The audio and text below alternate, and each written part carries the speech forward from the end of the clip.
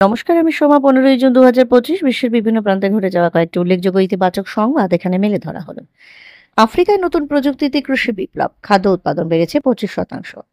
Nigeria, Kenya ও ঘানায় চালু হওয়া smart farming প্রযুক্তির মাধ্যমে কৃষকদের আয় এবং উৎপাদন দুই বেড়েছে।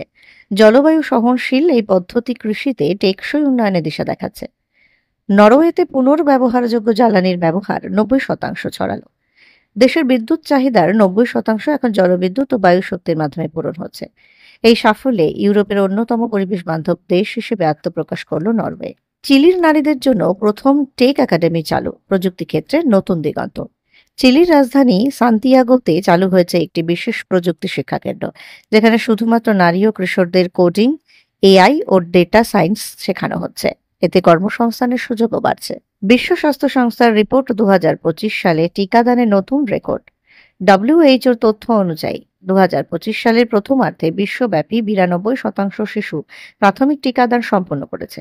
নতুন ভ্যাকসিন প্রযুক্তি ও সচেতনতা বৃদ্ধির ফলেই এই সাফল্য। পশ্চিমবঙ্গে স্কুল পড়ুয়াদের জন্য শুরু হলো সবুজ বন্ধু প্রকল্প। রাজ্য সরকারের নতুন এই উদ্যোগে স্কুলে স্কুলে পরিবেশ বন্ধু ক্লাব গঠিত হচ্ছে। ছাত্রছাত্রীরা গাছ লাগানো, বর্জ্য পুনর্ব্যবহার ও জল সংরক্ষণে অংশ নিচ্ছে। এর ফলে পরিবেশ সচেতনতা যেমন বাড়ছে, তেমনি পড়ুয়ারা হাতে কলমে শিক্ষাও পাচ্ছে। বিহারে নতুন সৌরশক্তি প্রকল্প চালু, 100টি গ্রামে বিদ্যুৎ সংযোগ। গয়া ও জেহানাবাদ জেলার প্রত্যন্ত অঞ্চলে শুরু হয়েছে সৌর বিদ্যুৎ সরবরাহ।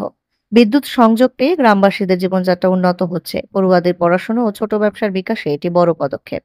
দার্জিলিংয়ে চাষ হচ্ছে বিরল প্রজাতির অর্গানিক চা, বিদেশে রপ্তানি শুরু। স্থানীয় উদ্যোক্তাদের প্রচেষ্টায় হিমালয় পাদদেশে চাষ হচ্ছে হোয়াইট টি ও পার্পল টির মতো প্রিমিয়াম প্রজাতি।